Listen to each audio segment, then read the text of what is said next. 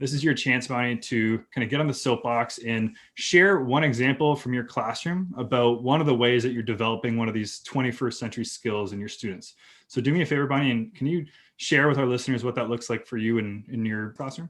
Yeah, I just take my quizzes and turn them into visual representations. So students have to create a visual representation of the same thing that would have been on a quiz. So what this would look like, to make a quick swap out, would just be, think about the content that a quiz would be assessing, because they're typically short, right? 10, maybe 15 questions. So think about the things you really need kids to get from that. Okay. And then ask them to show what they know in an infographic or a meme or a poster. And what I get from that as the teacher is it shows me how the students are visualizing it themselves. And if they have a really good grasp on something, or if they're just going to the internet and grabbing pictures, or are they showing something abstract that I can see that they have a connection that I didn't expect, or maybe they have the connection that I absolutely did expect. The great part about this that I have found, that I've been doing it for a while, is that I can really adjust the aperture of this, right? I can make it as wide or as narrow, as focused or as broad as I want to, just by asking kids to use certain words or not. Or maybe I provide the image for them or not.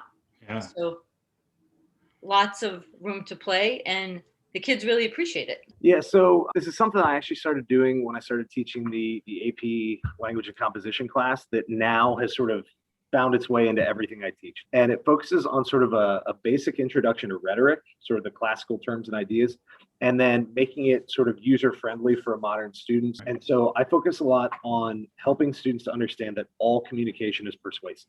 Like that's a mantra that we use. Starting on the first day of class, I make them do like the fifth grade style call and response, and they repeat it like all communication is persuasive. Right. And then I try to get them to stump me. Like, can you think of a time you're communicating that you're not convincing someone of something? And they can't do it. I mean, in the end, sometimes I have to stretch. They're like, a cake recipe. And I'm like, you're trying to convince someone that it's the best way to make a cake and you want them to follow your recipe. Like all communication is about getting a particular effect. You want someone to think or to do or to feel or, to act in a certain way. And so I explained to them that by choosing your words carefully and by understanding your situation well, you can get the outcomes you want more often without resorting to lying or bullying. And so I introduce an acronym. We use the PASTA breakdown, PASTA. So anytime we read something, pretty much throughout the whole year, but especially for the first half, you do purpose, audience, subject, tones, and author's bias or author's background. When you read something, you should always be able to identify those pieces. And once students start to sort of grasp it on the reading side, we immediately flip it to the writing. We say, all right, you're going to write this short piece, but you have to do your PASTA breakdown before you write it, because you should never say something that doesn't fit the situation you're in. So the speaker, the audience, and the purpose form that core triangle, your rhetorical triangle. But understanding, how you can adjust your tone, understand the context in which you're in, things like that. Really, it goes a long way towards building critical thinking. Like people always say, we want critical thinking skills, but what does that mean? Like, what do you do with that? And so this is sort of a framework that lets students really ask careful questions about what they're reading or they're listening to. And then they use those same questions and ideas when they transition into their writing and their public speaking. What is it that young people need to be successful? Those competencies, those skills. We're in a skills-based economy, not a jobs-based economy.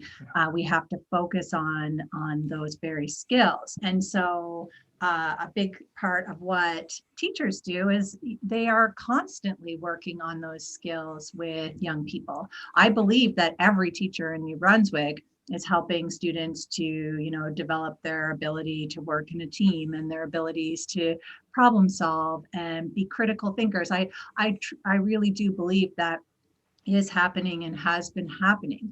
But I guess the shift is we need to work on being a little more intentional about that and drawing the connection to the real world. I always say we have to open the window to the adult world for kids and actually have conversations about what's happening and what one is learning. So for example, in a classroom, the teacher may know that they are putting their students in teams and they're going to be working on collaboration and they're going to be working on problem solving. The teacher knows all that logically in their mind. But I guess it's when the teacher stops and says, this is what we're learning. You're learning how to work well with others. You're learning how to use those problem-solving skills. Why do you think we need to develop those? Where would you use that in life and work? Where have you seen adults that use those skills? So it's not a difficult concept. It's just a matter of having those open conversations and helping make the connections between the real world, the adult world, and what students are learning in school. And then you're doing career development. It's really just a small pivot. Over the past couple of years, I've been really focusing on the idea of reflection and metacognition. So essentially allowing the students to first self-assess where they are with their feelings, with their academics, with how they're interacting with others in the classroom, how they feel like their effort and participation has been, and providing a number of different outlets for them to do that, whether that's a form or whether that is having them go on to Flipgrid and articulate that, providing opportunities during synchronous learning where they're working on like an interactive slide, they put, how they're feeling, or there's a short little rubric there, and we share that to the class, and then we have an opportunity for students to talk about it at the very end of the lesson to reflect and summarize, did they understand what happened, what did we talk about, and just kind of relate to how the conversation go with maybe other students or with me. Was my feedback good?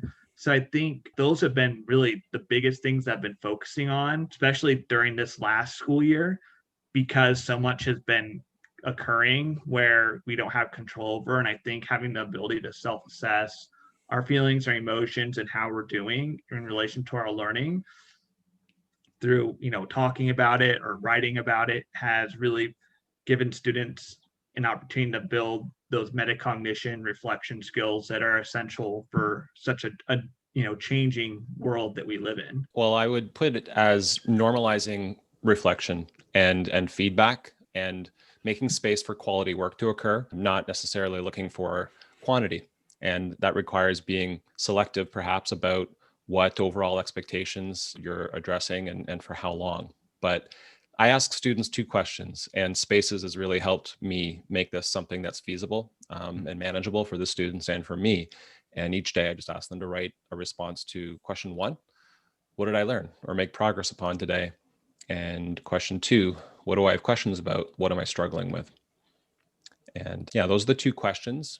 Yeah. And I would say the conversations that I've had with the students asynchronously, sometimes this year in the pandemic, working remotely, but we continue doing it when we're meeting in person, when we've been lucky enough to be able to do that. Mm-hmm. And the depth of thought that I'm hearing from students that doesn't always happen in person when they're in front of their peers is pretty incredible.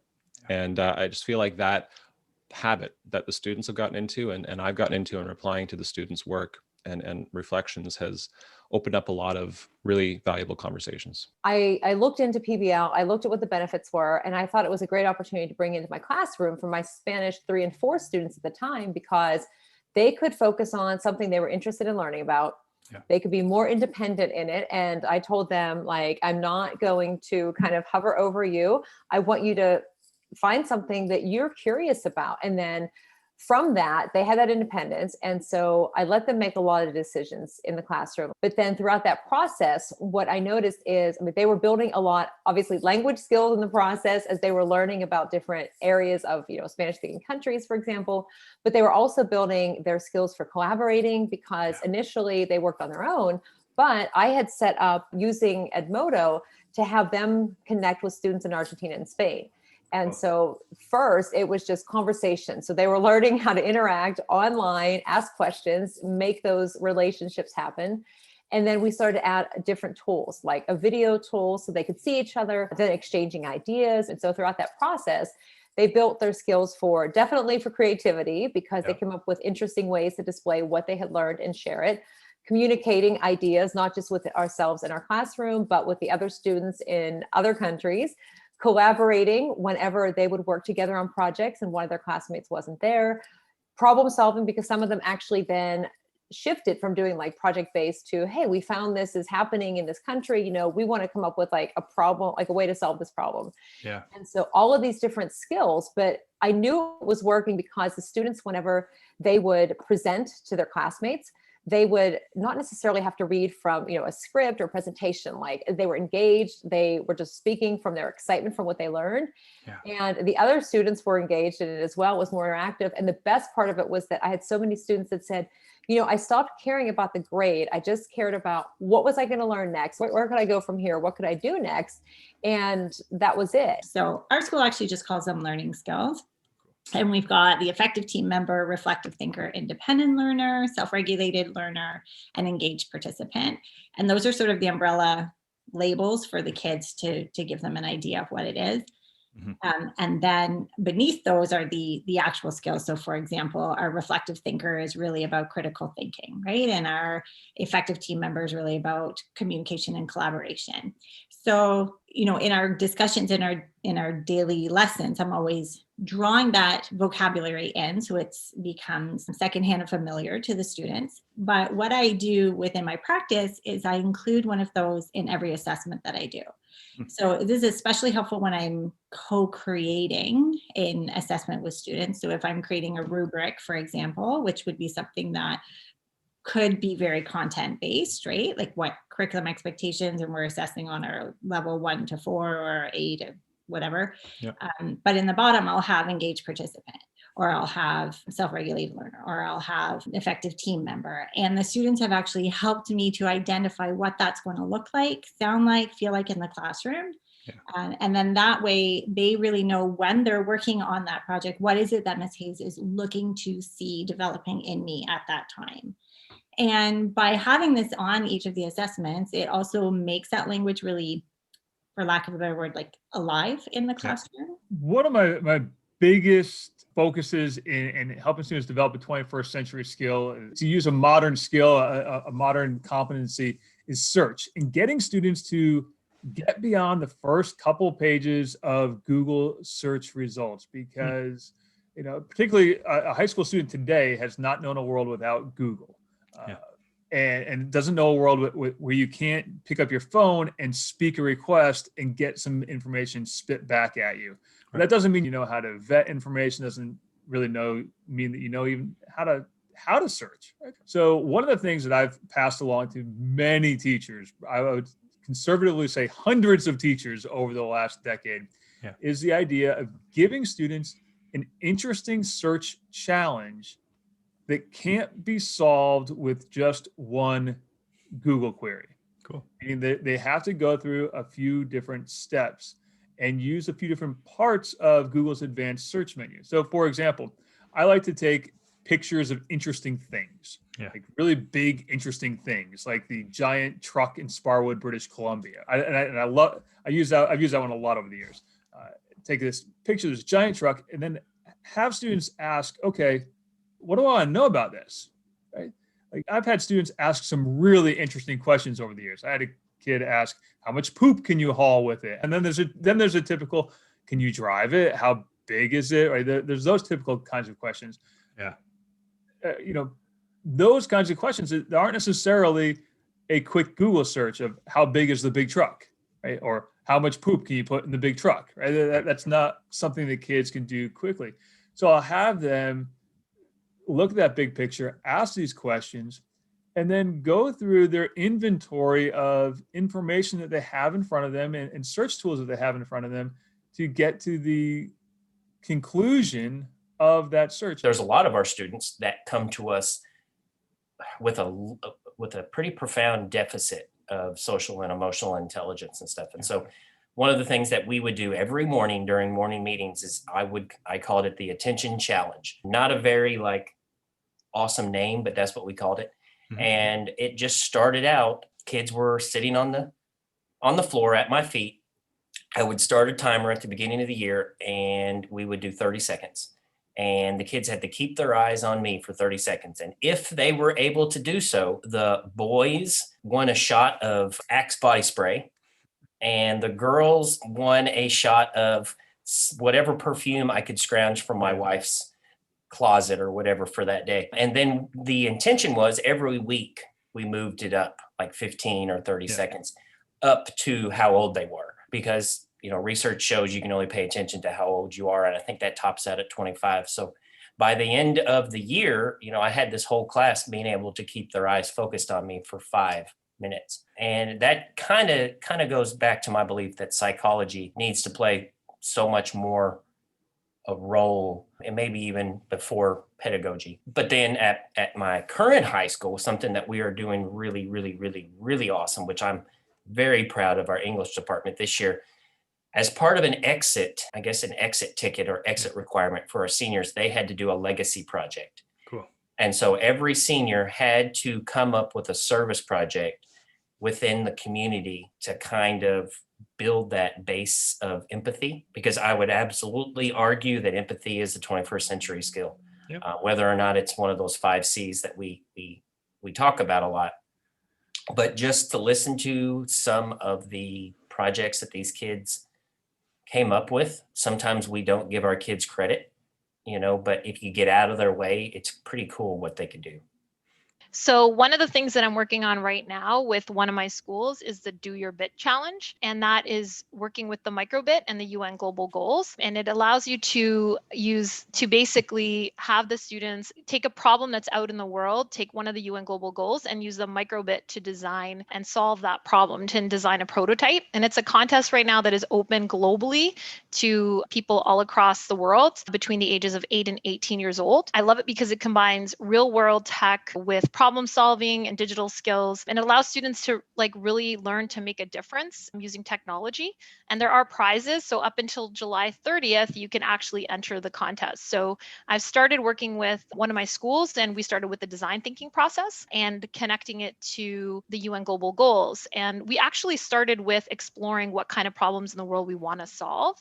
So we use this platform called SparkPath, and the students do a variety of cards and they kind of flip them, and then they came up with a problem that they were interested in. And from there, they're coming up now with different prototypes and ideas. So we're in the brainstorming and empathize part of our project. So I'm excited to see what they come up with.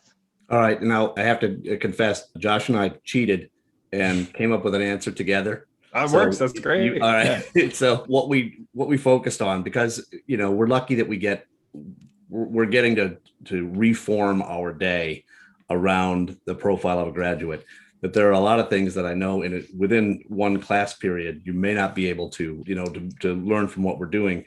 But there are some things in there, like the agenda that we set at the beginning of our day. Every student has, rather than classes, you go to social studies, then you go to math. We have a set of learning targets that we've set aside.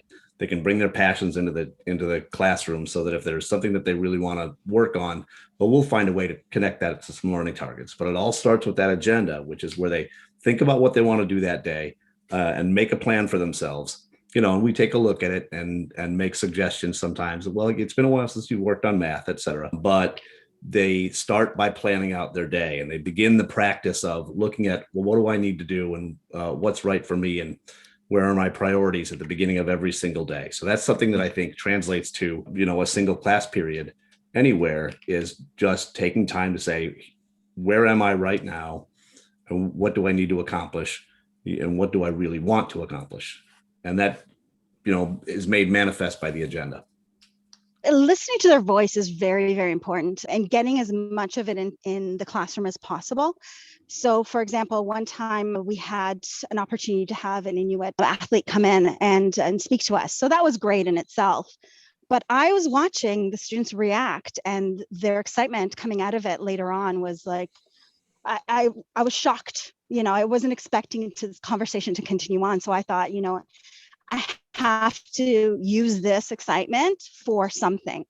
And so we ended up creating a bit of a, on the fly unit that matched a lot of curriculum, and it allowed them to tell me what they wanted to know more about. Yes, the theme was, inspired by this athlete.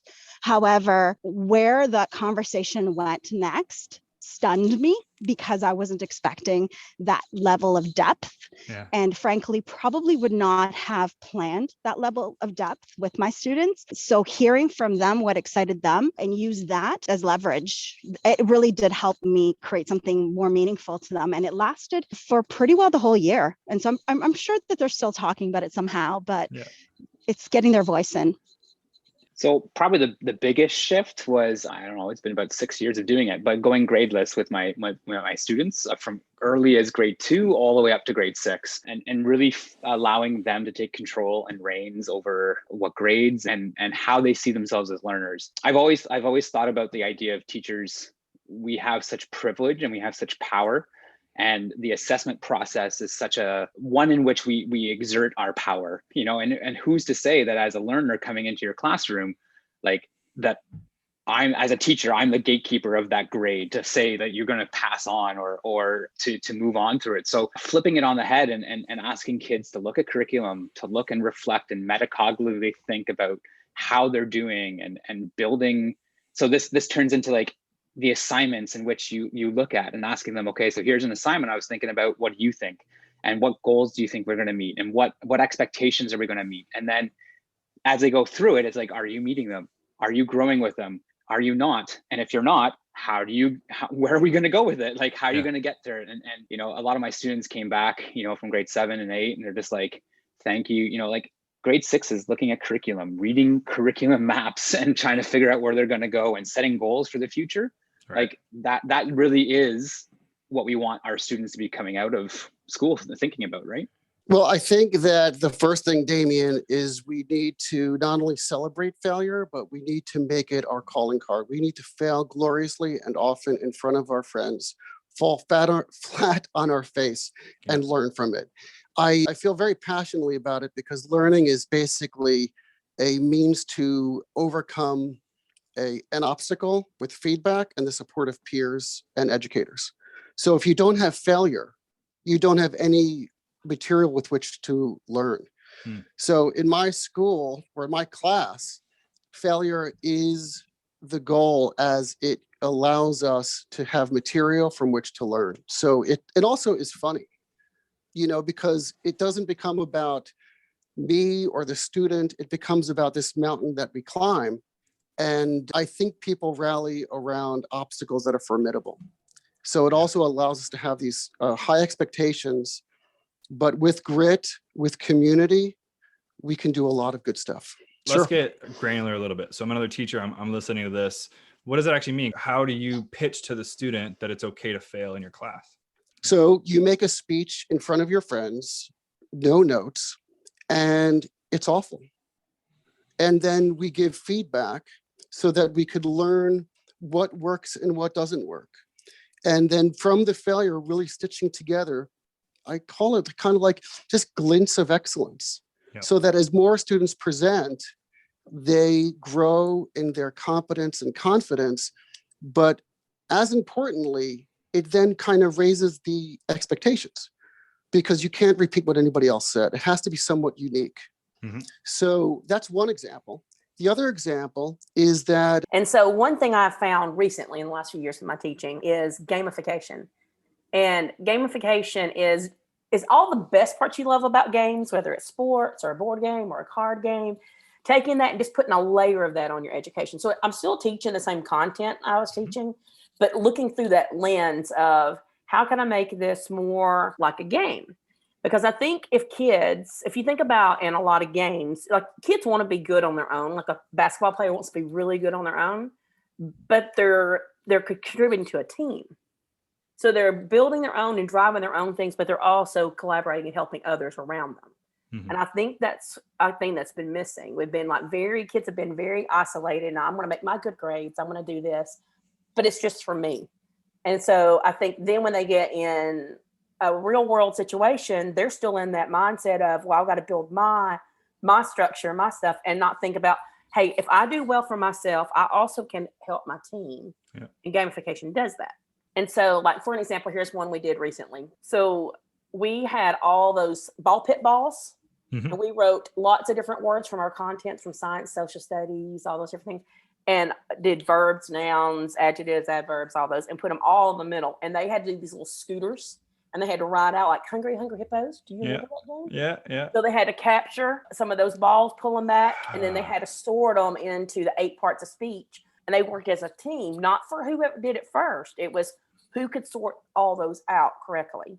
Yeah. So right now, I am not grading. I give no points on things, but it has really helped me develop systems of feedback and ways students can self-assess. So when I think about a student leaving my classroom, if they're able to more accurately assess their own understanding, think about what their next step is. I mean, just think about that person when they're 30 and they've for 10 years, they've been able to know where they're at, figure out how to grow without needing someone to hold their hand. And I still have some students I had a student just last week who's still upset about not getting points. That's one of 140. Most everyone else loves it and thinks that it's really encouraging their own understanding, and they feel less, just that emotional weight of being constantly told how points are working out in their lives. So I would just ask any educator, if they are planning to grade something, I would just ask myself, what is the purpose of me assigning a grade to this? And I do know that different schools have different rules. I have some hacks for that we can talk about, but I would just say, when can you give feedback? When can a student give feedback to themselves, and really work in that collaboration and non-competitive aspect of classroom learning? A big focus of mine as a STEM teacher is this idea that technology can be used as a force for good. So one way that I do this in my classroom is I teach about the UN Sustainable Development Goals and how technology can be used to achieve those goals. And so in teaching about the SDGs, at the start of this unit, I might ask students these big essential questions like, which global goals are important to you? Or how can kids help make the world a better place? So remember, elementary school teacher here. Yeah. How can technology help make the world a better place? And my teaching partner and I created this coding project around the SDG Life on Land with our 4th grade students. And so in this project, students learned about different examples of how technology can be used to help life on land. So they learned about how drones are being used to survey animal populations. They learned about self-driving tractors. They even did things about brainstorming their own ideas for how they can help the environment with technology. And as a part of the coding unit specifically, instead of telling students, okay, go out there, learn how to code these Lego robots, we actually had them solve a real world problem using coding. So what I think is really important here about this project is that instead of having students learn how to code robots, and then later on, they actually did the project, instead we had them learn how to code during the project itself and not as a prerequisite for the project. So obviously this is just one coding example, but I think it's a great example of 21st century learning because first you'll see there's a lot of student choice involved, right? So students had choice in how they set up their obstacles. They had choice in how they actually attached the thermometer to their robot. We didn't give them any sort of direction there. So there was choice there and problem solving. Then they had choice in how they actually solved the problem itself of coding through this sort of maze that they created.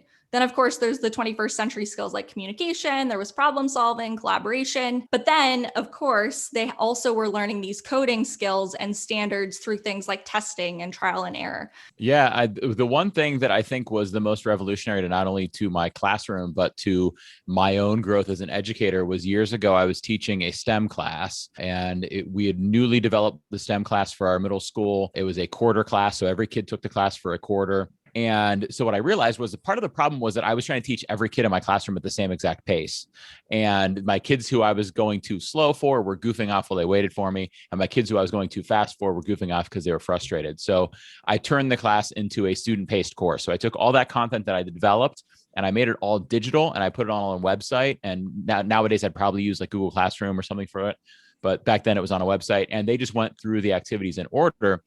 My goal was to improve behavior in my classroom by giving everybody, a pace to work at the work for them. But what it ended up doing was increasing the students' ownership of their learning process and of their flow through the class and their growth in the class. They really owned what they were doing because they assessed when it was time to move on to the next thing.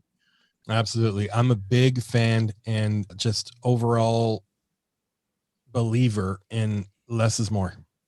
You know, our kids have been given homework like you wouldn't believe, where to the point where the idea of a 10 or 12 or 13 or 16-year-old at that has no social life because they're buried in a Chromebook, they're buried in a book, or they're buried even worse in worksheets, which we know work great, right? I mean, worksheets save lives. One of the things that I did when I was a 5th grade teacher is I ran my classroom using the stations model, and trying to plan for 3 or 4 different groups for language arts and math can be daunting. So I decided less is more. Instead of giving them 10, 15 math problems to do for homework for 3 different groups, I'd give them 3. And then that turned into more of the critical thinking stuff. What I coach teachers and tell them all the time is, what is more important? The kids showing the work on a sheet of paper, or giving you the answer, or filling in a bubble, or clicking something in a Google form, or for you to see and hear them talk through and really show you the computational skills and the critical thinking and the problem solving skills orally or through video. So I'm a big, big fan of take this one math problem, dissect it using a tool like Flipgrid or the camera on your phone or some other tool or the voice recorder, tear down that problem as a student, explain your thinking to me, and explain how you got that answer. One of the things I've been focusing on over the last couple of years is financial literacy. And I think financial literacy is just grossly underdeveloped in our school systems. So I'm taking it upon myself to teach this skill to my grade 11 and 12 students. And one of the things I'm doing right now is I have this assignment called our financial literacy assignment. Kind of a boring name, but it gets to the point. Yep. And the assignment essentially is I get my grade 12 students, they pick a topic in the world of financial literacy, anything to do with TFSAs, RRSPs, credit cards, you name it. They become the expert.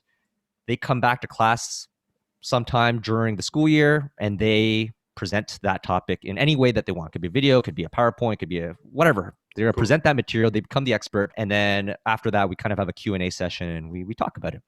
So we carve that time purposely out of our accounting classroom. It's not in the curriculum, but I think it's important that we talk about it and we make time for it. And surprisingly, the students love this project. They get really into it and they're craving for this knowledge as well. So it's not even about the grades at this point. This is more about just wanting to know how to get prepared for life after high school. So one of the things that I think is so crucially important for my students to learn for their careers and in their lives is what anger is and how to manage their own anger and how to deal with conflict. It doesn't matter what course I'm teaching.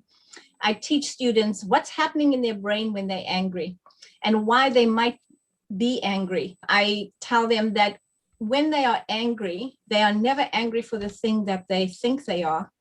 And that no one, this is what they hate this when I teach them this part, no one makes you angry.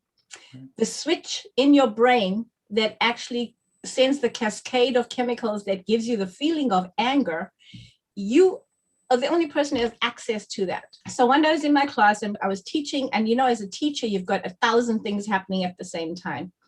And then a student said something, and then because I'm juggling all these things, I just gave her a snap answer and then carried on with the lesson. And then she came back and I could see she was really angry. So I said, okay, let's just pause. All right, this is what's happening now. And I went to the corner of my room and I have maps that break down this model that I use. It's called the communication model. And it has perception, context, feelings. It has the whole model on it. And so I said, okay, this is what's happening. So I took it down and I said, okay, so you heard me say this. What did you think I meant when I said that? How did this make you feel when I said that? So I just went into it straight away with her while she was angry. And then I said, okay, when I said this, this is what I meant. And this is what I'm thinking about. And the point is to show that each of us is in our own worlds always. Like you and I right now are having a different experience of the same conversation. Even though I speak English, you speak English, We understand the words of what's going on, but we have a different experience. Everybody watching this right now has a different experience. And so that's what I was trying to illustrate to her. Thank you so much for asking. It's such an important question because we say that we have to have these skills, but then we're kind of left to our own devices of how we actually bring them into our classroom. So when I taught first grade, I realized that I had a lot of big emotions and big behaviors in my class. And that was a year that I had a class of 31 students, 31 first graders. Yeah. And so I decided rather than just continuing to focus on curriculum, that I needed to spend time communicating with them and helping them to communicate how they were feeling, and maybe if they were comfortable sharing why they were feeling that way. So every morning we started our morning, so there was no excuses. It was part of our morning routine that we would do. Have you ever heard of Go Noodle? Oh, yeah. I'm sure you've heard of Go Noodle. Yeah. So Go Noodle has a mindfulness piece now, and it's even part of the free version. So we would do a mindfulness Go Noodle. We would take some deep breaths. We would get quiet together.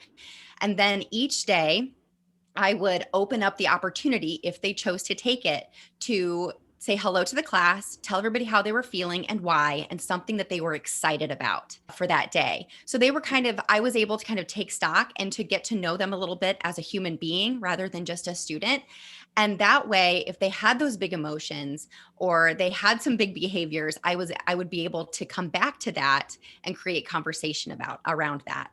So that really changed a lot of the culture of our classroom, because we were able to have conversations about something other than math or writing or a problem maybe that was happening in our classroom.